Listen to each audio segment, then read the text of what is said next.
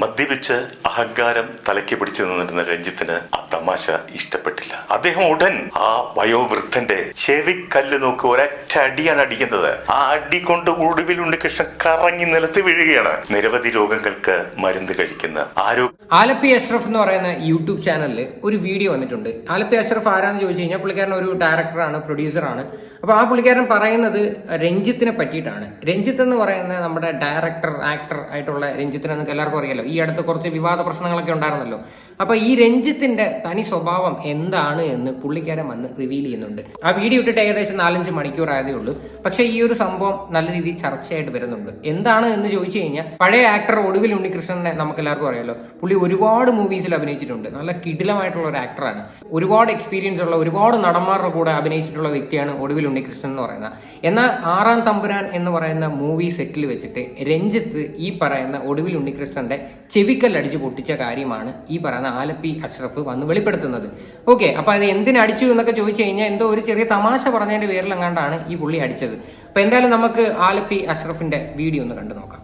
രഞ്ജിത്ത് എന്ന എഴുത്തുകാരനെ ഞാൻ ആദ്യമായി മദ്രാസിൽ വെച്ച് കാണുമ്പോൾ വളരെ ആകർഷണീയമായ സ്വഭാവ സവിശേഷതകളുള്ള ഒരു ചെറുപ്പക്കാരനായിരുന്നു. എല്ലാവരോടും സ്നേഹപൂർവ്വം ചിരിച്ചുകൊണ്ട് സംസാരിക്കുന്ന ഒരു ചെറുപ്പക്കാരൻ, എല്ലാവരോടും എളിമയോടെയും പരസ്പര ബഹുമാനത്തോടെയും ഇടപഴകുന്ന ഒരാൾ, അതിലുപരി ഉന്നത വ്യക്തിത്വമുള്ള ഒരു കലാകാരൻ. അദ്ദേഹത്തിന്റെ ചിത്രങ്ങളെല്ലാം എഴുത്തിലായാലും സംവിധാനത്തിലായാലും തന്റേതായ കയ്യൊപ്പ് ചാർത്തിയവയായിരുന്നു. മറ്റുള്ള ചിലരെ പോലെ അന്യഭാഷാ ചിത്രങ്ങളെ ഒരിക്കലും അദ്ദേഹം ആശ്രയിച്ചിട്ടുമില്ല. അങ്ങനെ മറ്റുള്ളവർക്ക് അസൂയ തോന്നും വിധം അദ്ദേഹം വിജയത്തിന്റെ ഓരോ പടവുകളും ചവിട്ടിക്കയറി. മോഹൻലാലിന്റെ ആരാധകർക്ക് ആവേശമുളവാക്കിയ ചിത്രങ്ങളായിരുന്നു ദേവാസുരം, 6-ാം തമ്പുരാൻ, നരസിംഹം തുടങ്ങിയ ഒരുപിടി ചിത്രങ്ങൾ. ഇതിന്റെ എല്ലാം പിന്നിൽ കരുത്തനായ രഞ്ജിത്തായിരുന്നു. രഞ്ജിത്ത് അങ്ങനെ വിജയത്തിന്റെ വെന്നിക്കൊടി പാറിച്ചു കൊണ്ടിരിക്കുമ്പോൾ തന്നെ അദ്ദേഹത്തിന്റെ സ്വഭാവത്തിന് പരിണാമങ്ങൾ സംഭവിച്ചുകൊണ്ടേയിരുന്നു. പഴയ സ്നേഹവും പുഞ്ചിരിയുമൊക്കെ മാറി മുഖത്ത്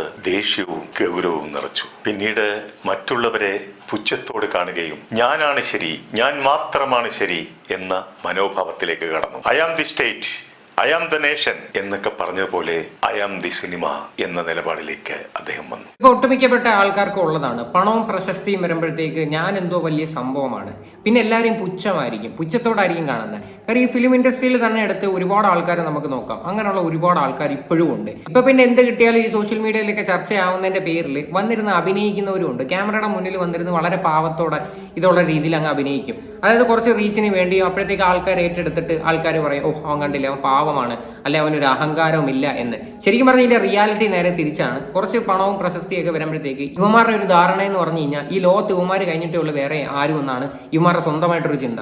അതായത് ഒരു സിനിമയിൽ അഭിനയിക്കുമ്പോഴത്തേക്ക് ഈ എന്തോ രാജ്യം വെട്ടിപ്പിടിച്ച കണക്കാണ് പല ആൾക്കാരുടെയും രീതിയും പെരുമാറ്റമല്ല.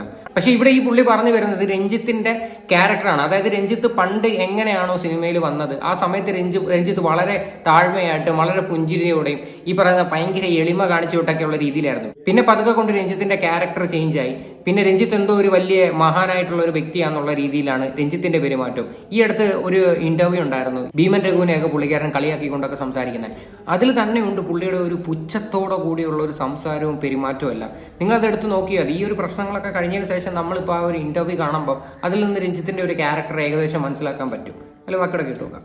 രഞ്ജിത്തിന്റെ ഇത്തരം തെറ്റായ വിശ്വാസങ്ങളെ ഊട്ടിയുറപ്പിക്കാൻ കുറെ പരിവാരങ്ങൾക്കും ക്ഷാമമില്ലായിരുന്നു. രഞ്ജിത്ത് പറയുന്ന പല കാര്യങ്ങളോടും പൊതുസമൂഹത്തിന് യോജിക്കാൻ കഴിയുമായിരുന്നില്ല. രഞ്ജിത്ത് പറയുന്നു, എനിക്ക് പൊതുസമൂഹത്തോട് യാതൊരു പ്രതിബദ്ധതയുമില്ലെന്ന്. ഞാൻ ആകെ ചെയ്യുന്ന ഒരു ക്രൈം എന്ന് പറഞ്ഞാൽ സിനിമ ചെയ്യുന്നത് മാത്രമാണെന്ന് അദ്ദേഹം പറയുന്നു. സിനിമ ചെയ്യുന്നത് ഒരു ക്രൈമായിട്ടാണ് രഞ്ജിത്ത് കാണുന്നത്. ഈ അഭിപ്രായത്തോട് പല വിയോജിപ്പുകളും പല ഭാഗത്തു നിന്നും ഉയർന്നു.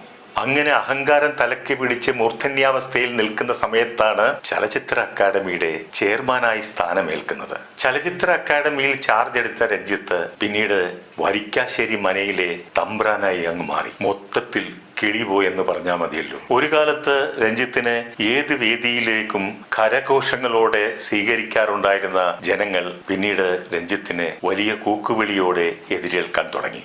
IFFKയുടെ പരിപാടിയിൽ ചലച്ചിത്ര അക്കാദമി ചെയർമാനെ കൂക്കുവിളിയോടെ ജനം എതിരേറ്റപ്പോൾ ആ കൂക്കുവിളിക്കാരെ ഉപമിച്ചത് തന്റെ വീട്ടിലെ കൊടിച്ചിപ്പട്ടിയോടാണ്. അവിടെ മുതൽ അദ്ദേഹം ഓരോരോ പരാജയങ്ങൾ ഏറ്റുവാങ്ങാൻ തുടങ്ങി. ആരാധകർ കൈവിട്ടു. ഏകാധിപത്യ പ്രവണതയ്ക്കെതിരെ ചലച്ചിത്ര അക്കാദമിയിൽ അദ്ദേഹത്തിനെതിരെ എതിർ ശബ്ദമുയർന്നു. അവരും കൈവിട്ടു. അപ്പോഴേക്കും അദ്ദേഹത്തിന്റെ പേരിൽ പീഡന കേസുകൾ വന്നു. അന്നേരം ഗവൺമെന്റും അദ്ദേഹത്തെ കൈവിട്ടു. ഇപ്പോൾ ഒടുവിൽ സകലമാന ആൾക്കാരും കൈവിട്ടു. ഇപ്പൊ എന്തായാലും രഞ്ജിത്തിന് പഴയ ആ ഒരു വിലയോ കാര്യങ്ങളോ ഒന്നും ആൾക്കാരുടെ ഇടയിലില്ല. ഇപ്പൊ ഈ അടുത്ത് ഈ പറയുന്ന കുറച്ച് കോൺട്രവേഴ്സീസ് ഉണ്ടായിരുന്നല്ലോ, പുള്ളിക്കാരന്റെ പേരിൽ വന്നേക്കുന്ന കുറച്ച് ആരോപണം. പ്രത്യേകിച്ച് ഒരു പയ്യൻ വന്ന് ഇങ്ങനെ പറഞ്ഞിട്ടുണ്ടായിരുന്നു, ഇതേപോലെ താജ് ഹോട്ടലിൽ ഇങ്ങനെ വിളിച്ചിട്ട് മോശമായിട്ട് പെരുമാറി എന്നൊക്കെയുള്ള രീതിയിൽ. പക്ഷെ ഇതിനകത്ത് നല്ല പുള്ളിക്കാരന്റെ ജാമ്യം കാര്യങ്ങളൊക്കെ കിട്ടി. ആ ഒരു വിഷയങ്ങൾ വന്നപ്പോഴത്തേക്ക് തന്നെ പല ആൾക്കാരുടെ ഇടയിൽ രഞ്ജിത്തിന്റെ ഒരു ഇമേജ് ഉണ്ടല്ലോ കംപ്ലീറ്റ് നശിച്ച്. പുള്ളി വ്യക്തമായിട്ട് ഇതിനൊന്നും ഒരു മറുപടി പറയാൻ പോലും വന്നിട്ടില്ല. എന്തായാലും നിങ്ങൾ ആലോചിക്കണം, ഇതെല്ലാം പറയുന്നത് ഫിലിം ഫീൽഡിലുള്ള ഒരു വ്യക്തി തന്നെയാണ് പറയണത്. എന്തായാലും പുറത്തുള്ള ആൾക്കാർ ആരും പറഞ്ഞിട്ട് നമുക്ക് വിശ്വസിക്കേണ്ട കാര്യമില്ലല്ലോ. ഇത് ഫിലിം ഫീൽഡിൽ പുള്ളിക്കാരന് നേരിട്ട് അനുഭവമുള്ള കാര്യങ്ങളാണ് ഈ പുള്ളി വന്ന് സംസാരിക്കുന്നത്. അതിൽ ബാക്കിയൂടെ കാണാം.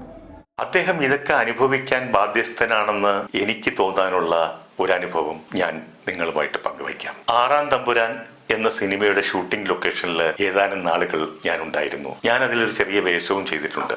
ഒരിക്കൽ നമ്മുടെ യശശരീരനായ ഒടുവിൽ ഉണ്ണികൃഷ്ണൻ അദ്ദേഹം രഞ്ജിത്തിനോട് എന്തോ ഒരു തമാശ പറഞ്ഞു. മദ്യപിച്ച് അഹങ്കാരം തലയ്ക്ക് പിടിച്ചു നിന്നിരുന്ന രഞ്ജിത്തിന് ആ തമാശ ഇഷ്ടപ്പെട്ടില്ല. അദ്ദേഹം ഉടൻ ആ വയോവൃദ്ധന്റെ ചെവിക്കല്ല് നോക്കി ഒരൊറ്റ അടിയാണ് അടിക്കുന്നത്. ആ അടി കൊണ്ട് ഒടുവിൽ ഉണ്ണികൃഷ്ണൻ കറങ്ങി നിലത്ത് വീഴുകയാണ്. നിരവധി രോഗങ്ങൾക്ക് മരുന്ന് കഴിക്കുന്ന ആരോഗ്യമില്ലാത്ത ഒടുവിൽ ഉണ്ണികൃഷ്ണൻ അദ്ദേഹത്തെ എല്ലാവരും കൂടി പിടിച്ചെഴുന്നേൽപ്പിക്കുമ്പോൾ അദ്ദേഹത്തിന്റെ കണ്ണ് കാണാൻ പറ്റാതെ നിൽക്കുന്ന അവസ്ഥയിൽ അദ്ദേഹം നിറകണ്ണുകളോടെ നിൽക്കുന്നു. അത് എല്ലാവർക്കും വലിയ ഷോക്കായി പോയി. രഞ്ജിത്തിന്റെ ഈ പ്രവൃത്തിയോട് പലരും എതിർപ്പ് പ്രകടിപ്പിച്ചെങ്കിലും രഞ്ജിത്ത് അതൊന്നും മൈൻഡ് ചെയ്തില്ല. ഒടുവിൽ ഉണ്ണികൃഷ്ണൻ തനിക്കേറ്റ അടിയുടെ ആഘാതത്തിൽ അദ്ദേഹം മാനസികമായിട്ടും തകർന്നുപോയി. അദ്ദേഹത്തിന്റെ പിന്നീടുള്ള ഓരോ ദിവസങ്ങളും ഞാൻ ശ്രദ്ധിച്ചിരുന്നു, കളിയും ചിരിയും എല്ലാം മാഞ്ഞിരുന്നു. ആകെ ഒരു മ്ലാനതയിലായിരുന്നു അദ്ദേഹം ഉണ്ടായിരുന്നത്. ഈ അടിയോടൊപ്പം അദ്ദേഹത്തിന്റെ ഹൃദയവും തകർന്നുപോയി. ഒടുവിലാന്റെ കളിയും ചിരികളും എല്ലാം മാഞ്ഞു.